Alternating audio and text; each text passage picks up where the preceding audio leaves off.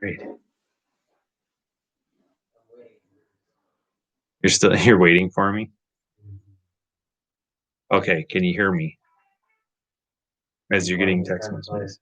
What's that? Oh, okay. We're gonna do an audio check here. Mic test. Test 1. Hey, we're working. Yeah. Let some people come in.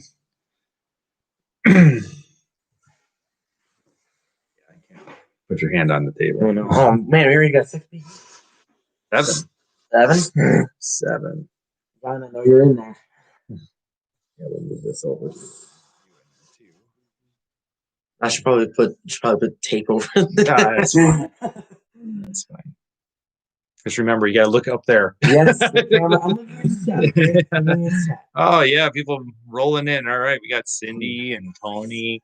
Yeah, Tony down in Chicago. Thanks for lunch yesterday, Tony. Lito, hello.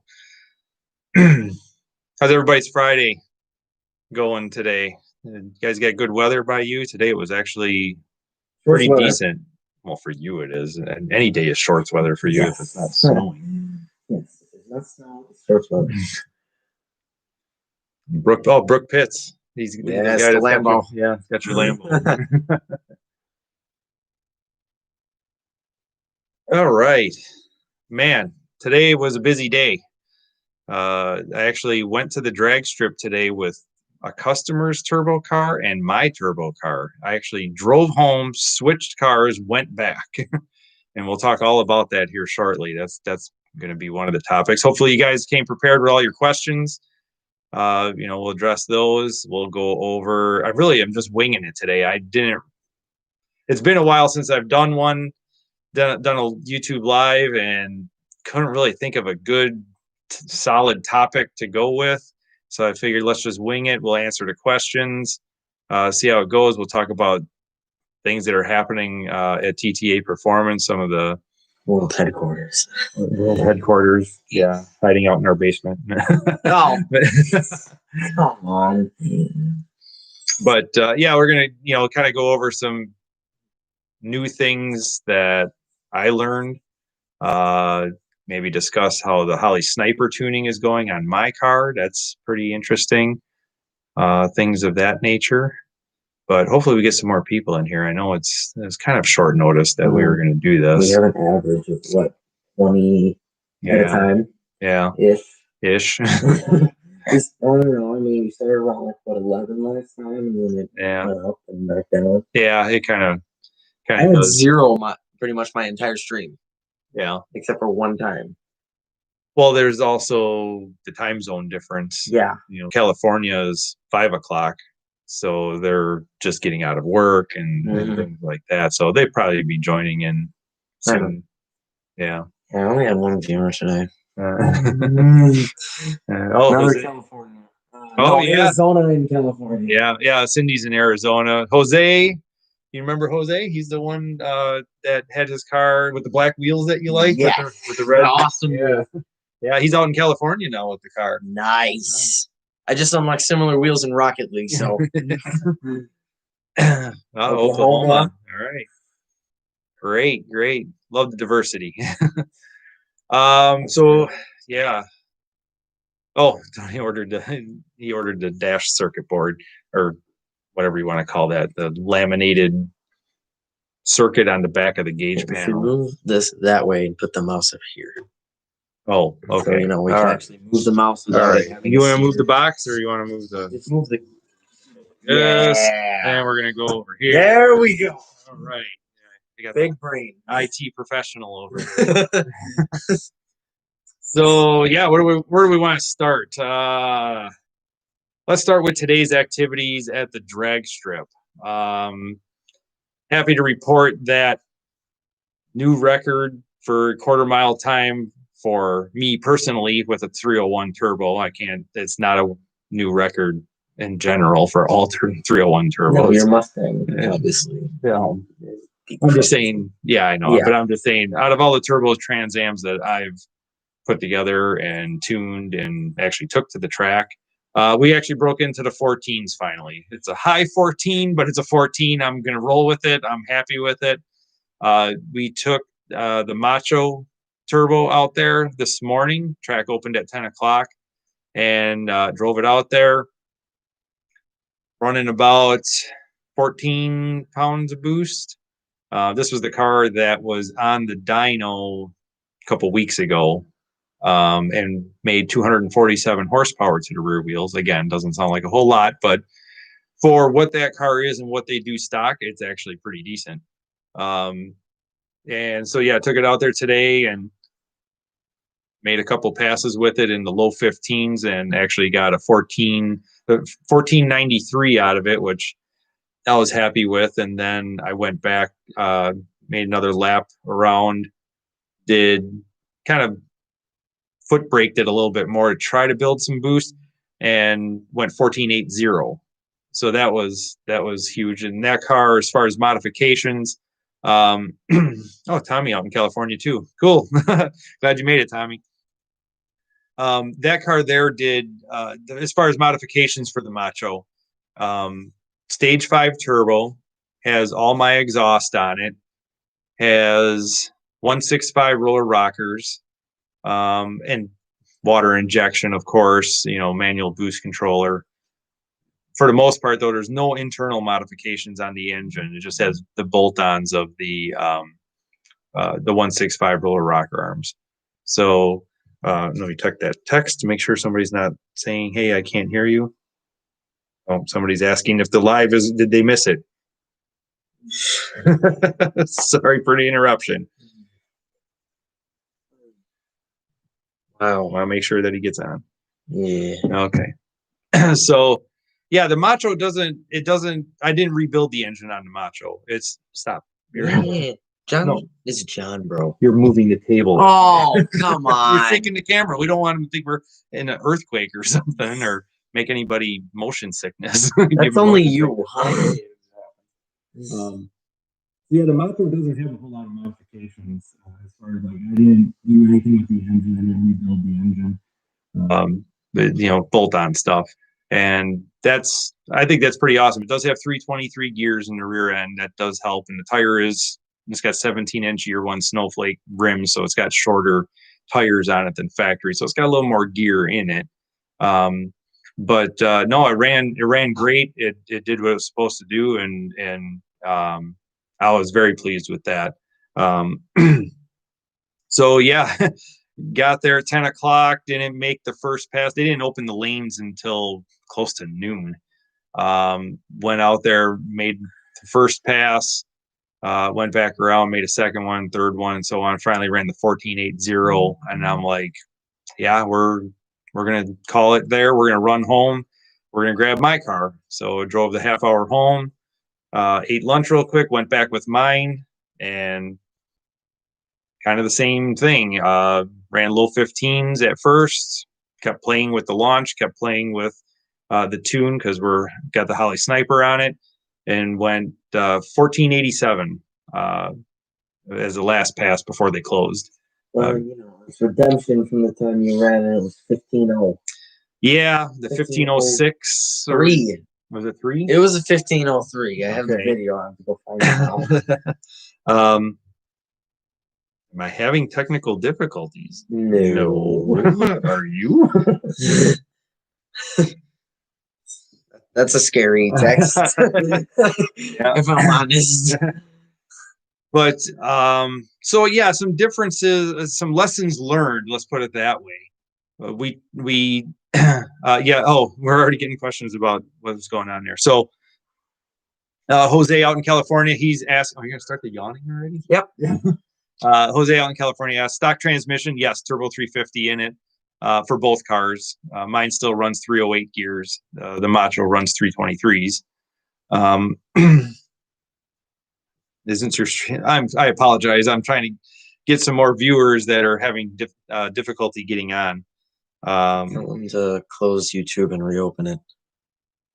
Okay. Here, you want to text it to him? Fine. So lessons learned. 96 mile an hour trap speed. That's making your mile an hour in a quarter mile time slip is kind of is what indicates how much horsepower you're making. So 96 miles an hour is actually a pretty high mile an hour. So it is making some steam. It's making good horsepower. Problem is that it is so hard to get that horsepower to come in early. The 301 is not a powerhouse without the turbo, and even with the turbo, I mean, it's still not a giant powerhouse, but you don't have you want to call it lag, you can call it lag. Otherwise, it's just that you're dealing with a small cubic inch engine with small valves and small combustion chamber. Yeah, I mean, yeah, but you can't make it build boost at 1,000 RPM either. Yeah. Still. So the 1 second for the naturally aspirated people, the 1 second of false hope. Oh yeah, false hope for the naturally aspirated people. Yeah, if I can find a way to get the cars to get to the first 60 feet better, or get it to come on boost quicker, that's going to be key to it. I noticed with my car right now, there is a tremendous amount of lag, and that's something I need to look into. So somebody, Halito had asked, would a torque converter help? Yeah, a higher stall torque converter would help in both cases, probably more so in mine, actually. And I'll get into the more detail about mine and my thoughts. But yeah, a more torque converter would definitely help, because I foot braking and trying to bring it up. I mean, you're not going to make any boost, but the RPM is so low for the stall speed. I mean, it just wants to push through the brakes or start spinning the rear tires and stuff. So it's hard. My 60-foot times were somewhere around 2.5 seconds, which is really bad. I mean, I wasn't even doing a burnout. There was no need to. I just go straight to the starting line because it's not going to spin. You can just go. I don't know, man. There are a couple times. Well, if the tires are wet, they'll spin. But you did it on dry tires at Tony's. What? Tony Plantillo. Oh yeah, we lit that up pretty good in the parking lot, but that was a lot of foot brake action going on there. What tires just make it better? I'm not saying it can't, but what I'm saying is that from a standing start, you're not going to spin the tires just taking off from a standing start. That's my point. Is traction is not a problem from a standing start. So. You're not going to do that burnout / wheelie. No, this is not Fast and Furious. Not doing the Dominic Toretto. Yeah, we're not going to do a wheelie while spinning the tires. Yes. So, but yeah, I'm just glad to make it home with no breakage. Both cars performed flawlessly. They drove there, went down the track, did their thing, drove home. And for beating on it all day at the track, especially mine, that's great. That's a win in my book. And plus we got good time slip. I'm glad it could have went today. The weather was beautiful. Yes, the cooler air did help. That's what I was trying to do, was take advantage of the colder air, especially with the Macho has the ram air system hooked up to the hood. So I was trying to take advantage of the cooler air coming in. My car has a cone filter mounted in the fender. I got a different air intake system instead of the stock air cleaner. And I actually put a temperature probe in the intake manifold right before the cylinder head. So I was actually measuring what the air intake temps were as I was going down the track with the water injection on and everything like that. And I recorded like 140 degrees intake temp going down at full boost. I think I was peaking out at like 14 pounds. It was 13.7 or something like that. But them temps are up there. We have no intercooler. It's just what we got to deal with. The water injection does help though, because you could see the temps. They were very stable. I will say that. I do notice that if you start to approach 160 degree intake temp, you're going to rattle that engine with detonation. So that's you want to watch that. I mean, it's kind of a good tuning tool. What's up, John? No response I yet. don't think so. Did they get? We'll see if he shows up and gets on. But yeah, other than that, look for a YouTube video of my drag strip passes. Unfortunately, I was there alone.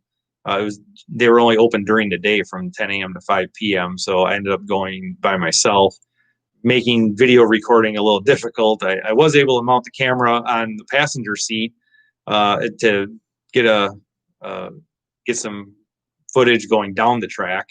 I had to go to stupid school, so I couldn't even go with them. I know. Very important. Yeah. It's more important than drag strip is better. It's better, but it's not as important. So yeah, I got some footage of that going down the track. I was lucky enough to have somebody that I met at the track that I was helping with his Holly Sniper actually shoot my last pass going down the track from the starting line perspective. So probably be coming out to YouTube, showing all that, showing the modifications to my car, what's all been done to it, with the fuel injection and everything. Speaking of fuel injection, then, so yeah, the Holly Sniper, it's pretty interesting. I like it a lot. I like the way it works, and we can go into detail. A lot of people ask me, Phytech versus Holly. There's pros and cons to both. Tommy, Have you ever had a customer replace the stock 3-speed automatic with 4-speed manual on the TTA? I have sold an aftermarket steel flywheel for a 301 to make a manual. I've never seen it. I do have a customer in North Carolina that is just purchased the transmission, bell housing, clutch pedal, whole 4-speed setup out of a 79 TA, and he's going to be ordering a flywheel from me. And I says, I need to drive that car when you get it done. That should be pretty interesting. I'm curious to see how it performs with a manual trans.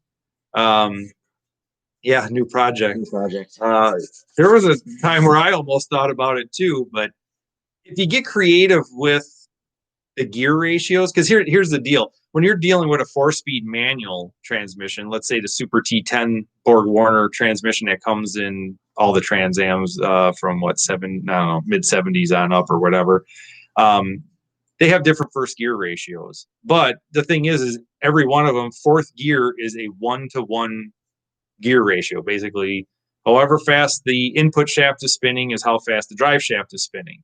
There's no gear reduction, there's no overdrive or anything like that.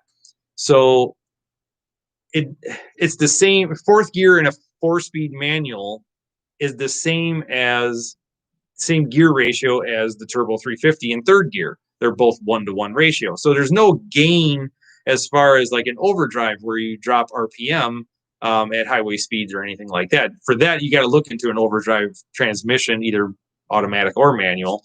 Most of the time, a manual will be a 5 or 6-speed transmission. So the 4-speed, if you go with the 4-speed, then you start looking at the gear ratios, first, second, third, and you can get kind of creative with that. In 1981, the 4-speed came in the Camaro and the Firebird with a Chevy 305 V8 in it. Yes, the Firebird had a Chevy motor in 81 with a shaker hood. And disappointing. Very disappointing. At least you got a 4-speed.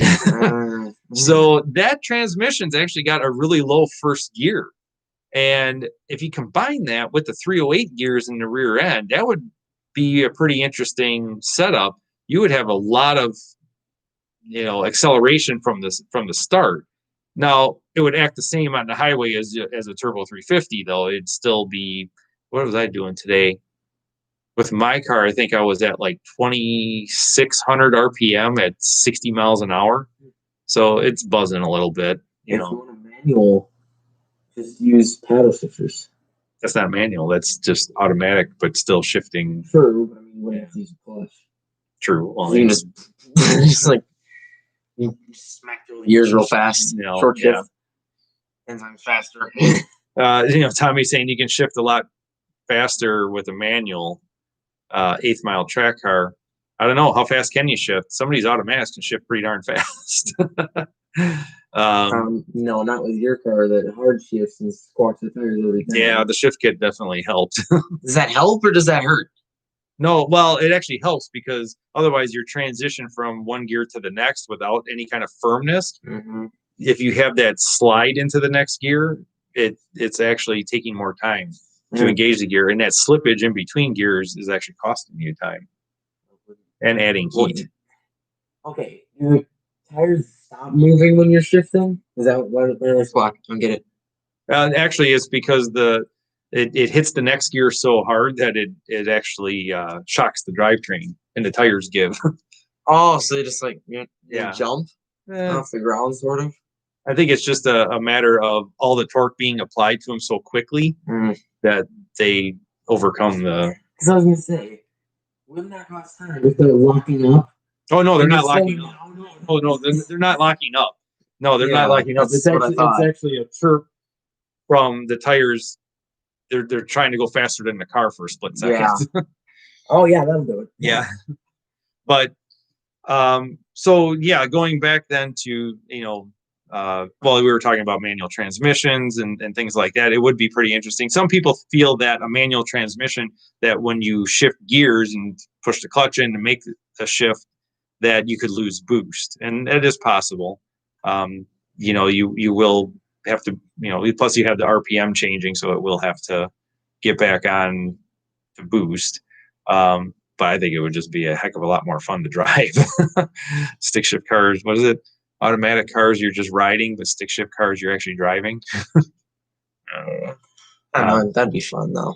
Oh yeah, manual Trans Am. Yeah, a turbo Trans Am. One of one. Yeah. One of one. One of none. They never made one from the factory. Yeah, for 1 of 0. Yeah. I drive my math teacher nuts. 1 over 0. Oh,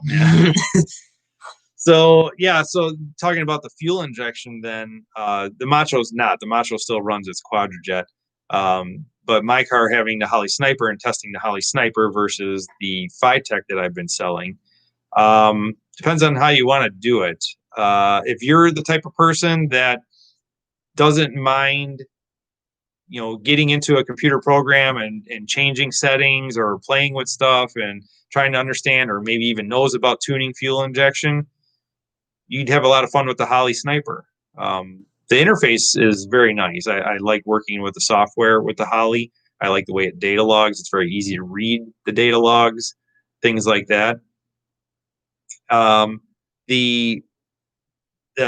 If you're more of a set it and forget it kind of guy, really don't want to have to drag a laptop out, don't want to have to change a bunch of stuff, or you're not trying to fine tune and get, all this different kind of performance or change things around, then I would definitely go with the Phi-Tech. The Phi-Tech physically fits better on the turbo car. There's less modification required to the plenum to get it mounted. It is more of you end up tuning with the Phi-Tech, you use the handheld a lot more. The Holly, you can use the handheld, but it's so small. My fat fingers end up skewing numbers everywhere. It's like it's just easier for me to get out the laptop, plug it in, and make the changes that way. Yes, here's a point. Next Trans Am Nationals. Manual TTA. See, I'm thinking of the scene from Paul Blart when he's at the convention for cops, and the guy shows up and he's gonna reveal this new Segway or something. And so you got to do. Oh yeah, just reveal the stick shift. Yeah, you just got to have it like hidden underneath a tarp or something. It's getting revealed tomorrow. Yeah. Thing is that the person that's doing the manual transmission conversion out in North Carolina, Gary, he goes to the Nationals. So if he's got the 4-speed converted, he'll have it at the Nationals. Do it. How's the demand for turbo cars now? The demand for turbo cars, that's a good question. Look at it. Well, I don't know if really average turbo Trans Am price. I think it's up. I think the demand is still there, but the demand, in my opinion, the demand for them is not due to the turbo. The demand is there because of it being a Trans Am. That's what I think. So the demand goes up because the demand for all Trans Ams is going up. And is it a $50,000 car? No. Maybe if you got a really, really nice museum quality black and gold special edition, I don't even know if that would be a lot. I actually have the info. What? 16,000. Yeah, $16,000 to $25,000. That's about right. I would agree with that. That's where I think Sounds they about are. right. Yeah, that's where I think So they you've been are. selling all those other ones. No, that's pricing though. That's just pricing for that you looked up. But I think Brent is asking just the demand in general, not necessarily the costs of the cars or what they're bringing. The demand itself. Again, I think it's just because it's a Trans Am, and the fact that it's that age group now. The people that are buying them, they grew up with these cars. They remember them from like high school, college days.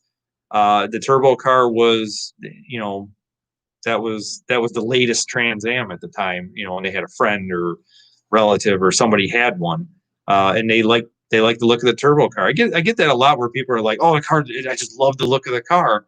And yeah, it is a sharp looking car, very aggressive looking. And hey, like all my other customers say, no matter where you go with it, somebody's giving you a thumbs up, or there's a crowd around it when you go to get gas in it.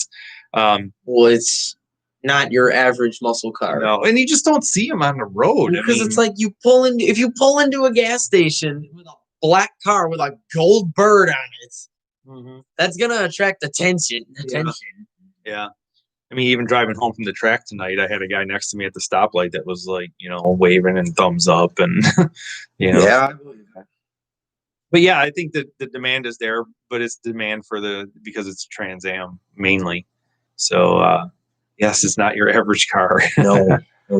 Everybody can show up with a bright red Chevelle or Corvette or a Mustang. There's more of those out there. There's more of those out there for sure, I think. I mean, just that and the fact that they've been out on, Chevelles and stuff like that, your 60s muscle cars, even GTOs, if you want to keep it Pontiac, they've been a collector car for a lot longer time than the Trans Ams have been.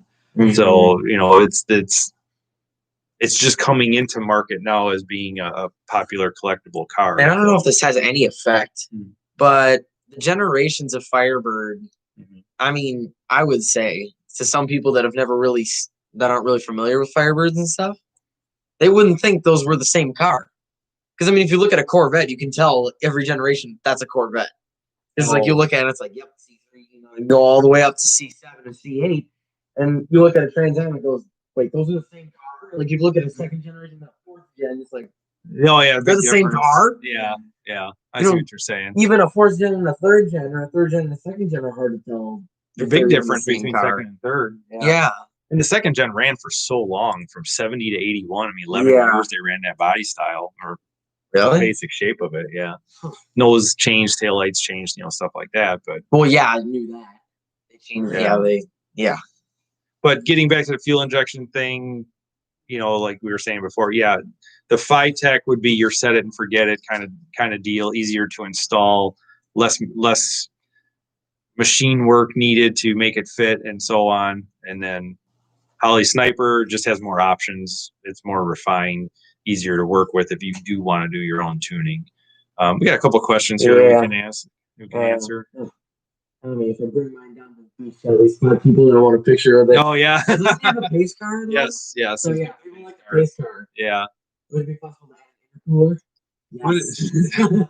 Would it be Jose? So would it be possible to add an intercooler the way the turbo is set up in the 301? Unfortunately, no. To do a conventional air-to-air style, like a radiator style intercooler, no, because of the whole the draw-through setup where the carburetor is in front of the turbo and there's air with fuel mixed into it going through the turbo, you'd have air and fuel going through the intercooler, and probably not the best deal for a street car. That's why you have the water injection. The water injection is acting as your intercooler. It's not as effective, but it's better than nothing. This guy's wondering what you pulls his track. Oh, yes. What did you do there? I don't know what I did. Okay. You can add him as a moderator. Yes, went to the track today with two cars. We went with the customer's Macho Turbo 301, and then we went with my car later in the afternoon. Both cars pulled down 14.8 at 96 miles an hour in the quarter mile. What else? Oh, Brent, I get a lot of attention with my pace car. Brent, your car is pretty unique in the fact that I get a kick out of how the screen coming out of the bird's mouth on your 81 Daytona 500 pace car, which to the people that don't know, an 81 Daytona 500 car is white and has a black bird. The bird's just black.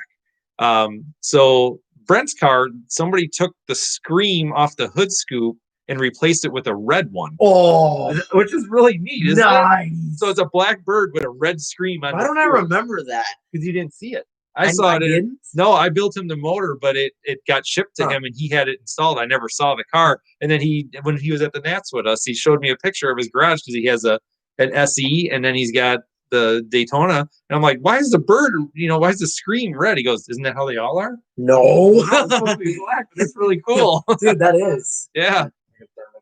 Oh, you're out. I may not be back. Okay. Depending on how far I make it. All right. Yeah, so it was I lost track. Where were we? So yeah, being at the track today, ran 14.8. We talked about the fuel injection and stuff like that. Kind of go into some more mods as to what I'm doing. Tommy, I actually had one of my SpaceX engineer friends tell me to build a chamber around the air cleaner and fill it with dry ice to cool the air before going into the carb. Funny you bring that up, Tommy. Why don't we go off on that tangent first?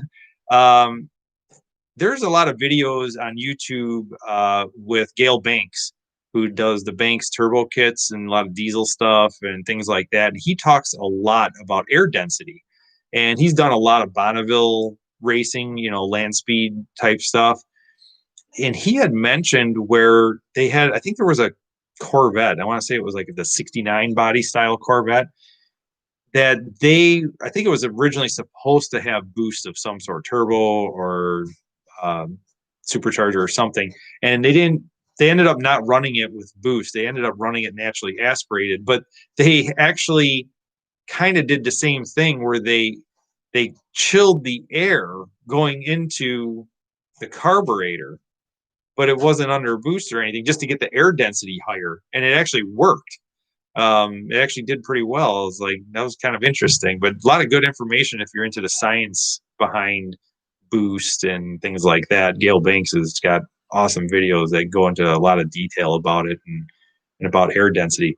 Hence the whole reason why I went to the track today, because it was 50 something degrees here, and that's the air density is higher. I've actually noticed with my car that if it's cold outside, it will actually produce more boost. And that's just strictly from air density. Because the air is more dense, it's colder air, it can pack more into the engine through the turbo. And I've actually had increases in boost pressure due to colder air. Yes, the turbos do love the cool, damp air. Don't race in Florida. Too much humidity, probably, and too hot. Yeah, that's the other side of it too. I've had it where it was really hot out and the car was just lazy. So yeah, it's definitely air density is where it's at. It's that's a key to the whole deal. Hence, that's why I was trying my filter in the fender, trying to get that cold air, and that's why I always recommend do not run an open element air cleaner on your 301 turbo, because all the fan wash of heat coming off the radiator, running over the top of the engine and just sucking in all that hot air is just, it's not good. It's not going to give you the best performance. So a little bit of detail of what I've got going on with my car as far as the Holley Sniper. I've been playing with a lot of stuff on it. I actually have it. So the Holley Sniper on my car, it is running timing control through the HEI. I found out that you have to reverse the wiring. There's a purple and green wire on there. You have to switch those around off the magnetic pickup, because apparently the Pontiac's magnetic pickup of the HEI is reversed polarity from a Chevy. So I found that out the hard way. I was wondering why it was having trouble, and did some other modifications to make it work with the draw through turbo. Tuning wise, I had to fool a few things for to show boost and to read boost, but I have a 2-stage rev limiter on it. They actually have that already set up in the software, to where I have it hooked to a momentary switch, that will ground a wire and it'll go into a second rev limiter, you can set it at a lower RPM.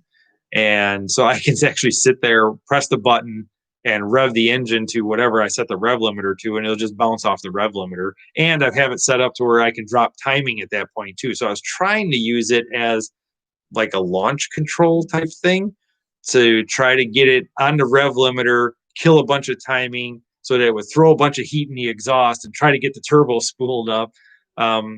Problem is that because of the tight torque converter, I have to drop that RPM so low on this rev limiter that it really doesn't do anything. It's just not enough RPM to get anything excited. But it's kind of neat that those features are there, that you can use them. I got to see what other stuff there is in there. I do have a boost cut that I set up in it.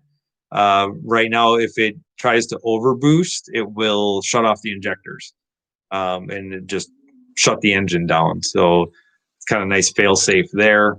I'm trying to think what other thing. I set up some other stuff on it too, just experimenting with different things.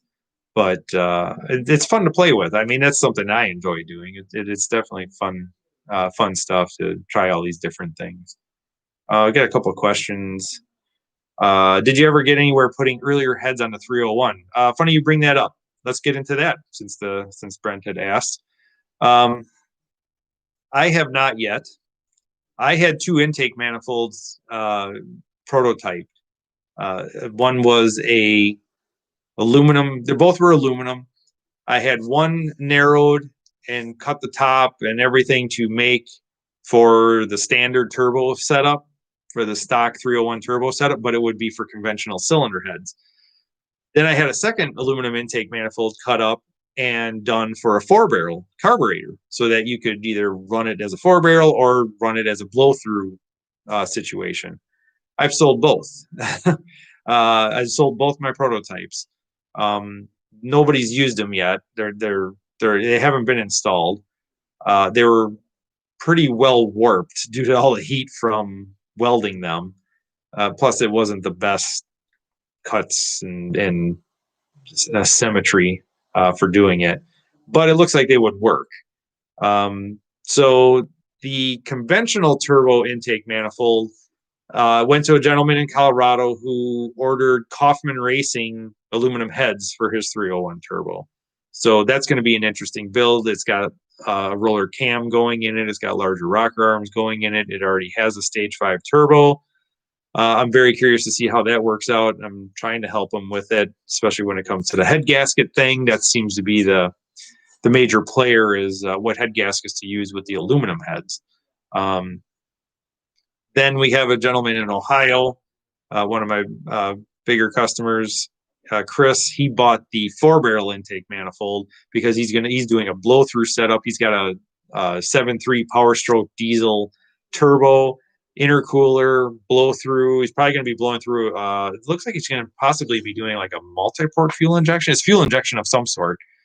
He's going to be doing that setup with cast iron heads. He's got some 2-barrel heads from a 67 400 that I got him. So they got a little bit smaller valve, which is nice because it'll clear the cylinder walls better.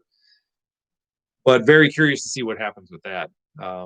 I'm really, really wanting to do one on my end. I'd like to do Edelbrock aluminum heads. I do plan on taking the money that I got from selling the prototypes and make another prototype for a conventional turbo setup. But it's slowly getting there. I don't know when I'm going to be able to make something happen. If anybody out there is curious and maybe wants to try it, let me know. We can work together and get something going. I will tell you though, as far as cylinder heads, now another thing to bring up is currently building a 301 for a customer. This engine actually it was a rebuild of some sort, and it's 60 over. It's 60 thousandths oversized, or overboard. And the interesting part, well, it blew a head gasket. I got it with a blown head gasket. It had coolant in the cylinder, and it kind of ate into the cylinder a little bit because it sat that way for a while. So needless to say, to save the block, numbers matching block, we ended up going 65 over to clean it up. found forged 65 over pistons for it. And it's getting a full big build, roller cam and fuel injection and overdrive transmission, all that fun stuff. But the interesting thing is that we're going to experiment with larger valves in the stock 301 head. I had a cut up cylinder head that I gave to my machine shop, and we just recently fit it with 194 intake valves and 1.6 exhaust valve. Now stock is 172 on the intake and 1.5 on the exhaust. So we upsized it a little bit. And that actually was just sent off to be flow bench tested to see if there is any gain to going to the larger valve. We're comparing it to, I gave them a stock head also. So not only are we comparing the stock head with the large valve head, but I also gave him an intake manifold, and I want him to test both with and without an intake manifold bolted to it to see is the intake manifold a restriction or not. Because you'd hate to put a big valve in there to find out the intake manifold is your restriction, is your it is just the point that it, you know what I'm trying to say. I'm at a loss for words. It's been a long day. So yes, a lot of cool stuff. I'm really curious to see if those larger valves do anything, because if they do show more flow, I definitely want to put a set on, modify my car for that and put larger valves in it and see what it can do. And I'll get into that more. I want to answer some more questions here, but there's some more stuff about my car that have been learned just in the past week. So what else do we have here? Tommy, how hard and possible would it be to replace the intake manifold to change it from throttle body injection to multi-port or multi-point fuel injection on the 301 block, and then be able to use standard turbocharging? Good question. I get asked that a lot. So here's the goofy part with trying to do multi-point fuel injection. Most of your multi-point, multi-port, whatever you want to use, MPI, you have an injector per cylinder. But here's the rub when it comes to the 301. When you got the 301 intake manifold, there's one runner for every 2 cylinders. So it's not a conventional intake where you have 8 runners. You have 4 feeding a V8. So what ends up being kind of odd about that is, well, what do you do? Do you put 8 injectors in the manifold, or do you put 4 injectors in the manifold and batch fire them or something? So that's where it gets to be a sticky situation, trying to figure that out. Now, if you do go conventional cylinder heads, conventional Pontiac cylinder heads make a custom intake manifold, which I can get an intake manifold already ported for multi-port fuel injectors, which that makes it that much easier. So yeah, at that point, it becomes an option. Now, you do mention about the whole conventional turbo setup and blow through.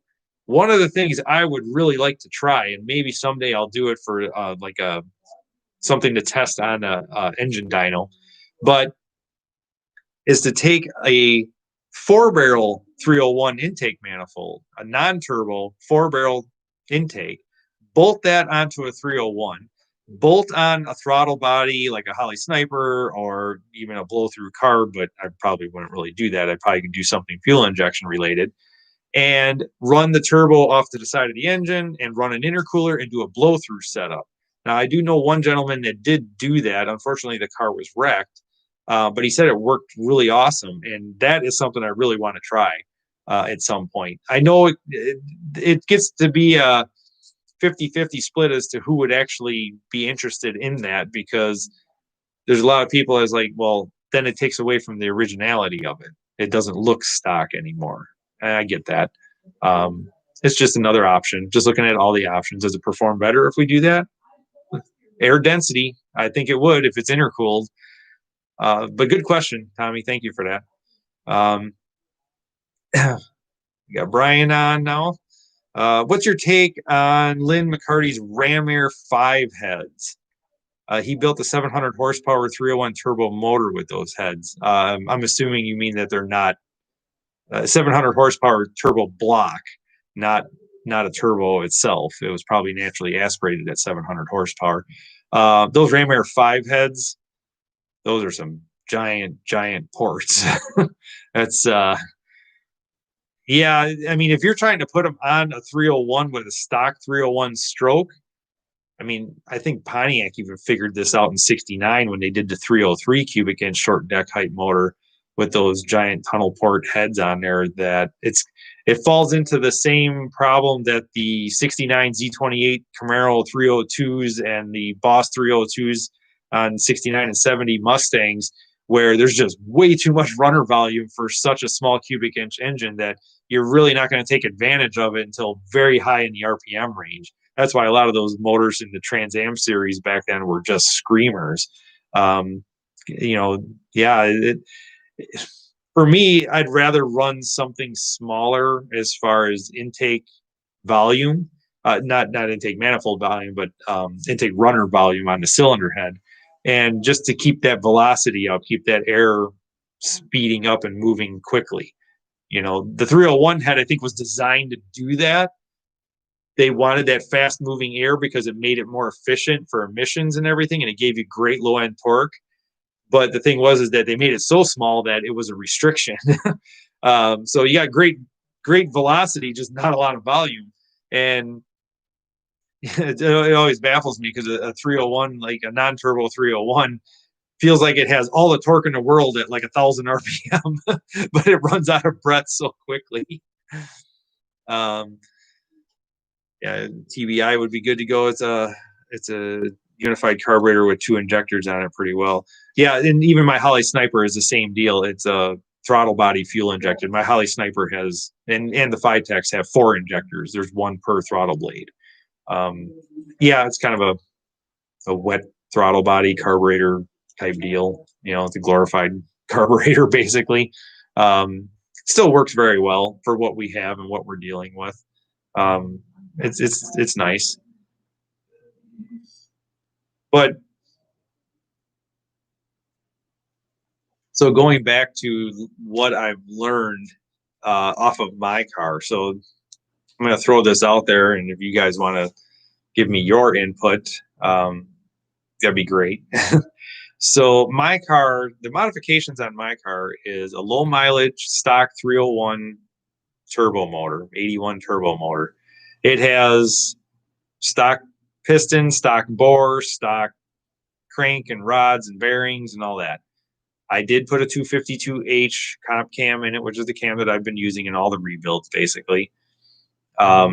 It's a single pattern cam. It has small amount of duration. Mainly, I chose it because the overlap was really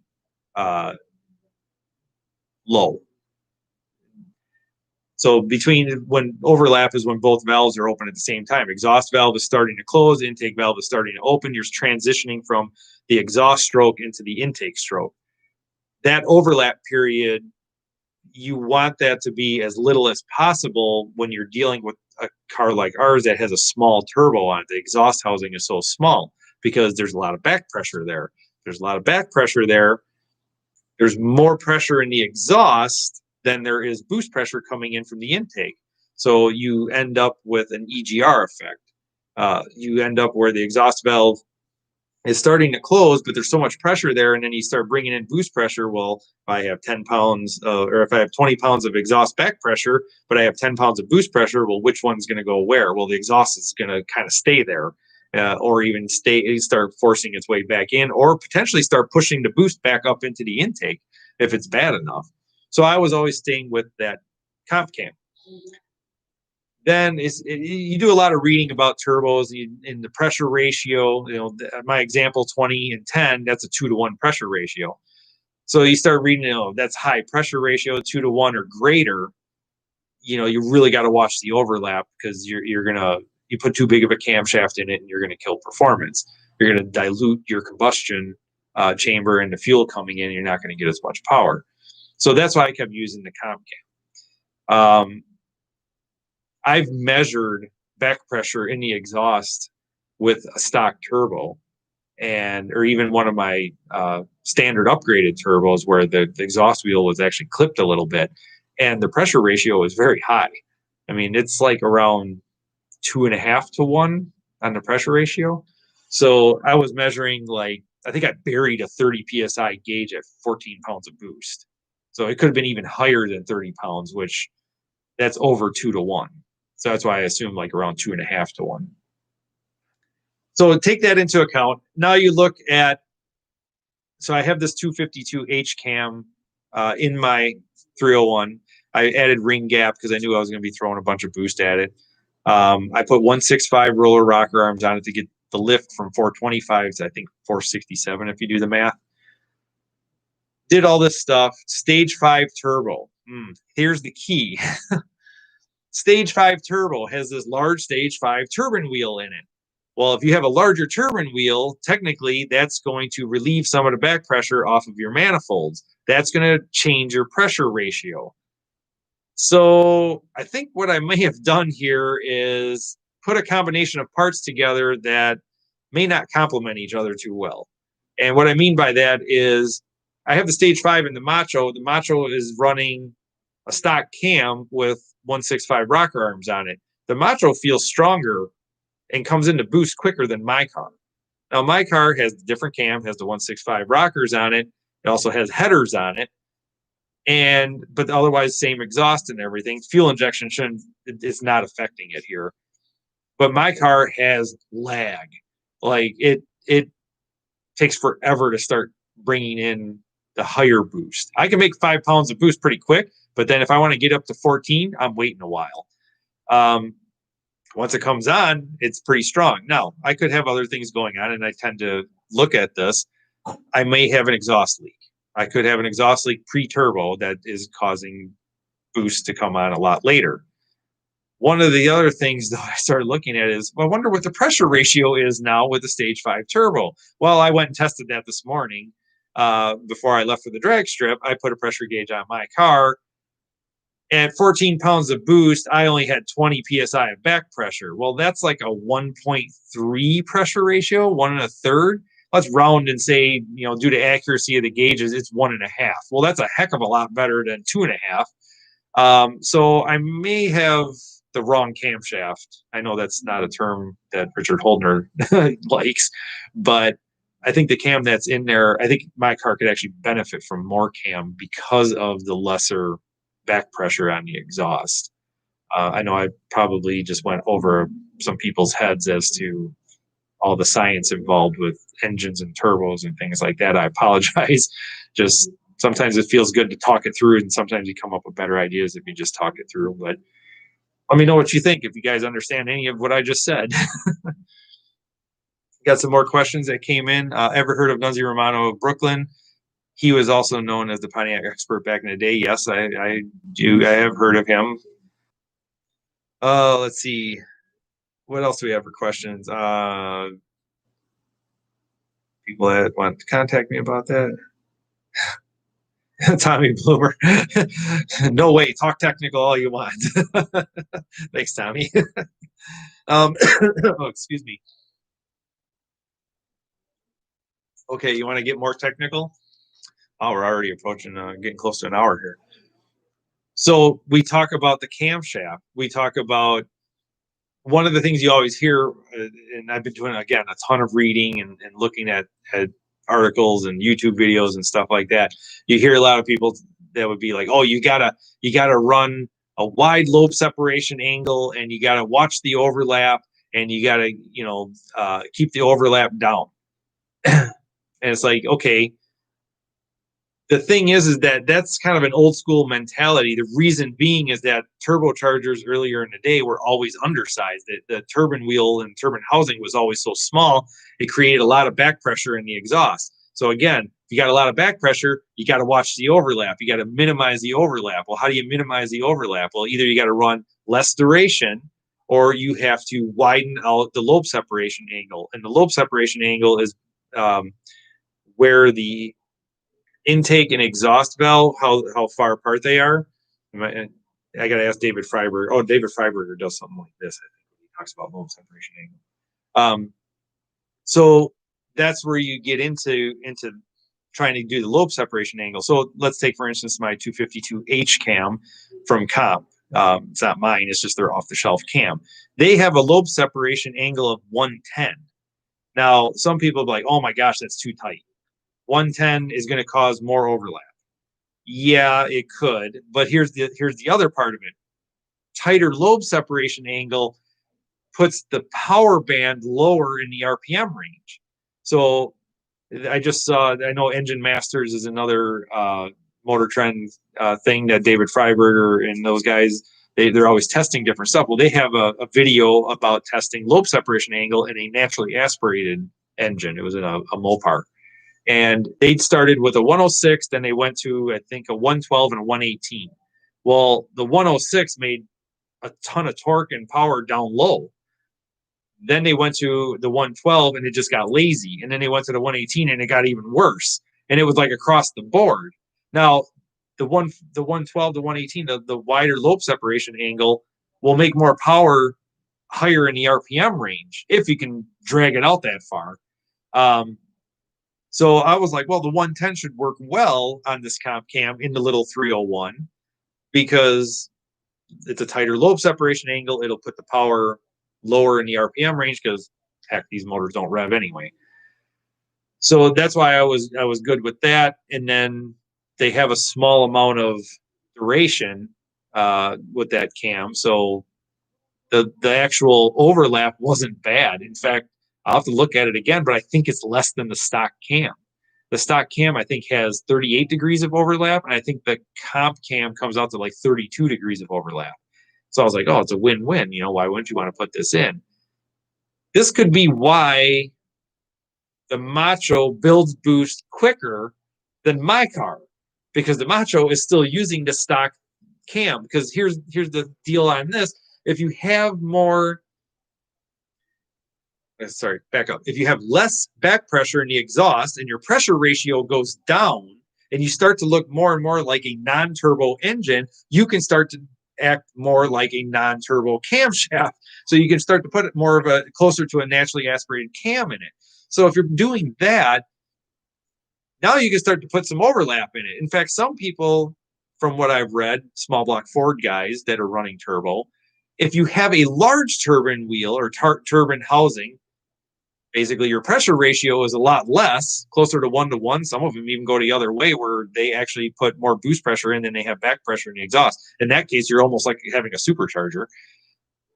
If you start doing that, if you got a big turbine housing is nice, less back pressure, but now you're having trouble getting it into boost. So they're like, put some overlap in it. If you start putting some overlap in it, you're actually going to put some of that boost pressure right into the exhaust and start to get the turbo to spool up quicker. Is that what happened with mine? Is it that I have now I need more overlap possibly? Or now I'm worried that if I tried to put a 112 or a 114 lobe separation angle in it, it's going to get even worse as being lazy. So do I add more overlap to it and see if it'll light off the turbo quicker?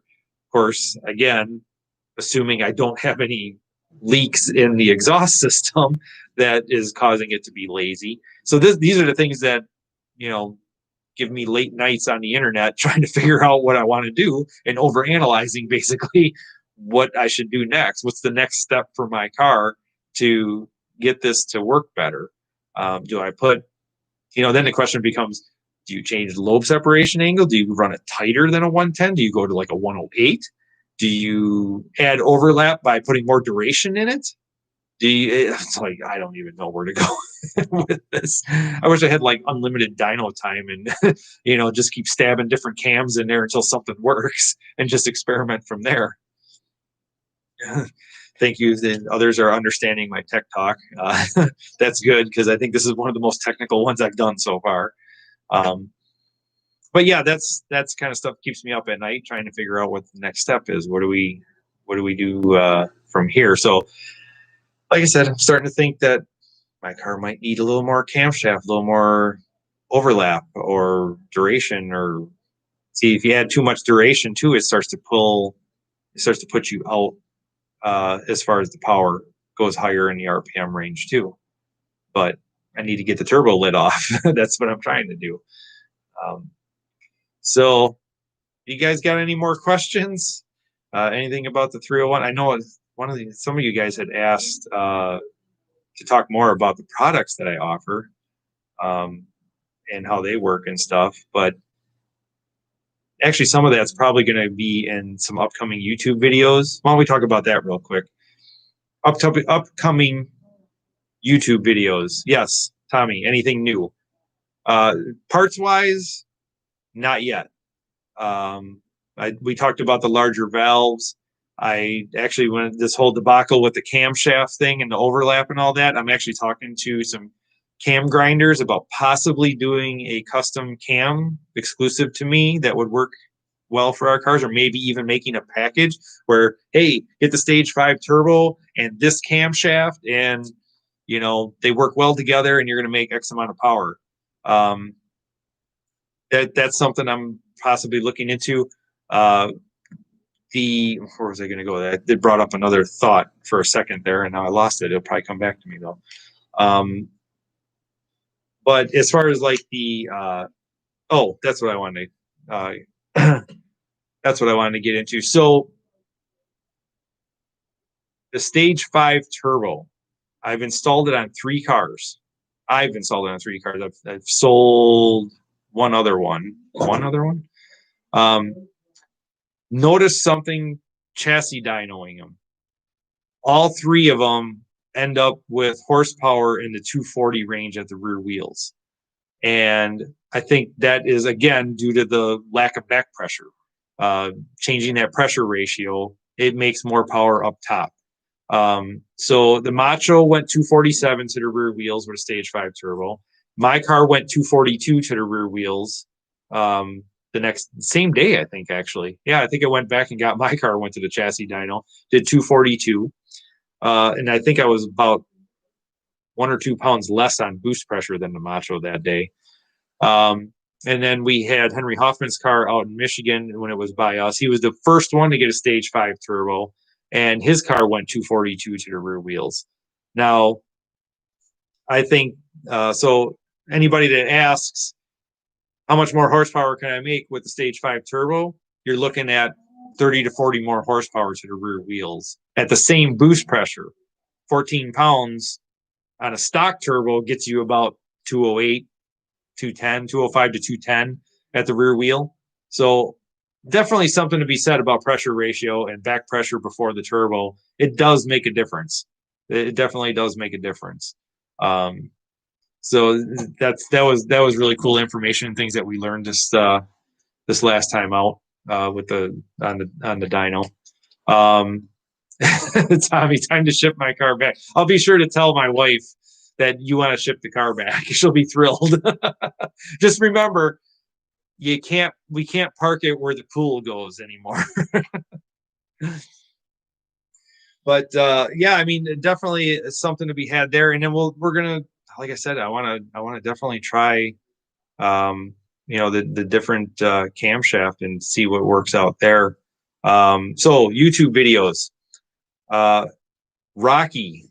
It's been a long time coming for a video on Rocky. Rocky now has new carpet in it.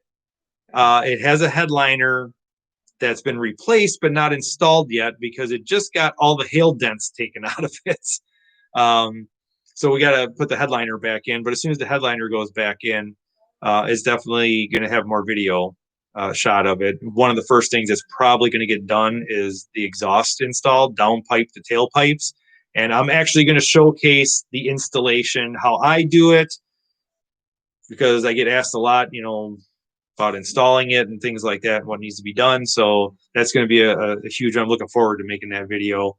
Other things that there's going to be video on is installing the water injection on it, installing boost lights, because the Rocky did not come with boost lights. So we're going to be installing boost lights on that with my kit, show how all that works.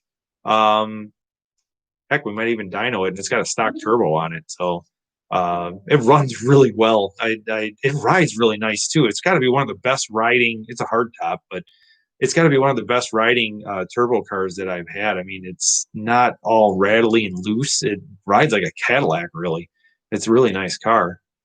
Oh, I got some more comments. Brooke Pitt, a looser converter would be the easier start solution to your 60-foot problem than more Exotic engine mods. Lower gear in the Macho makes it act like it has more converter. Yes, that is a good point, Brooke. Yes, thank you. The Macho acts like it's got more converter because of the gear and the shorter tire. Definitely. Yeah, the Macho was doing pretty well today. But I thought about that. I thought about, do I put a converter in it and keep my cam? Then I thought about, do I advance the cam or retard the cam, or try to play with valve timing before taking it out. There things like that. I do have a 204R overdrive transmission sitting on the garage floor. Do I bolt that in because that's got a lower first gear than the Turbo 350? Do I try to use that? All good questions. I could cheat back in the day of going to the drag strip. You're graduated high school and everything, and working and going out to the track. I had a 5-liter Mustang Fox body. Well, Fox body Mustangs, especially with 5 speeds, came with a 273 rear gear, and they had a 335 first gear. So they had this really low first gear, but they had this crazy highway gear in the rear end. So I went to the drag strip, and the car would run 15 flat pretty much with me trying to shift. And it was a fun car. But everybody kept saying you should change the rear gear. Well, I couldn't afford to change the rear gear, let alone I didn't even know how to do it at the time. So what did I do? I went into the scrap pile of tires at the dealership that I worked at, and it was a Chrysler Oldsmobile dealership. And I went and dragged out some tiny little 185 14-inch rim size tires from a Dodge Neon and mounted those on some 4-cylinder Mustang rims. Car looked ridiculous, but I went to the drag strip with those short little tires on there and would run 14s, basically giving it more effective gear. Maybe I should try that with my car. Maybe I should go out there with some, tiny little 215s on the back or something like that, and looking totally stupid. But as an experiment, if you put more gear in it, what does it do? Something to think about. But anyway, it's been an hour and 10 minutes. I don't want to bore anybody else on their Friday. I'm sure that there's how do I sleep at night? Yeah, there's a lot of math going through my head all the time, and just always trying to get the the next thing going as to where's the next roadblock? How do we get more power out of these things? It's kind of neat to be able to do that, or to have that. It's different from like I was saying, the 5-liter Mustang guys. Everybody knows what combo works on those. Oh, you buy these heads, this intake, blah, blah, blah, you're good for 12s. Nobody does that for the 301 turbo. That's kind of neat because that's what I want to do. I want to be that guy that engineers my way into a 13-second time slip. That's the next goal, by the way. 13s is what I want. 13-second street car 301. Let's get there. Let's figure it out. Let's get there.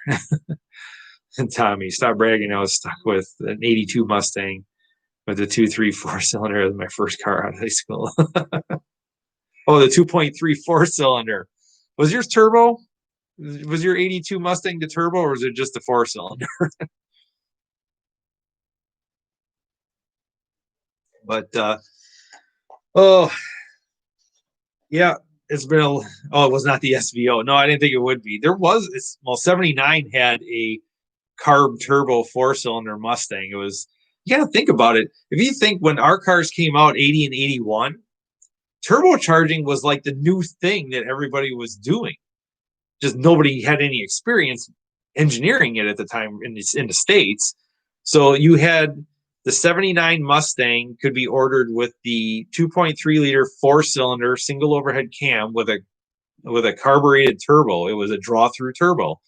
Then you had the Buick V6 in 78. It came out in 78, but hell, that grew into the Grand National at some point then. But that was a draw through turbo at the time. We had our cars as the 80, 81s were draw through turbo. I'm trying to think. I thought there was another one. Ford had one. Wasn't there somebody else that had a draw through turbo? I can't think now. But anyway, yeah, and that was the thing though. Oh, and Jonathan made it into round 2 in his video games. He's online. Except for diesel trucks. Yes, diesel trucks. Diesels are a totally different ball game when it comes to turbocharging. Oh yes, the turbo pickup trucks are very hot right now. There's a lot of them around. Yeah, the turbo diesels. Yeah, but thanks for dealing with me rambling and ranting and going through all the engineering and math and everything like that. Uh, we're gonna keep doing it. Thank you guys for all your support out there. Be sure to watch for the next upcoming YouTube videos. And of course, if you got any questions, feel free to call. Numbers up there. And if you're looking at, and also if you're out there and you don't own a turbo car yet, a turbo Trans Am yet, and you're looking at buying one, feel free to contact me. I actually had a couple of people call me because they were looking at parts because they were thinking of buying the car. And I says, what car are you looking at buying? And they told me about it. I says, if you want, I'll take a look at whatever ad that they had or something like that and help them out as to, hey, this is wrong, this is right, whatever, this is a good deal, they're asking too much money, things of that nature. We can definitely help you out with that. I wish I had cars for sale to sell you guys that are out there looking. But I don't have the place to store them, and I just don't have the inventory. I don't see them out there for sale very often or coming up very often. But yes, Tommy, I will tell Heather that you said hi. She'll get a kick out of that. So I'm going to sign off, guys. It's been a pleasure. It's been a long day today, back and forth to the drag strip and everything. So have a good one. We'll see you next time. Thank you very much.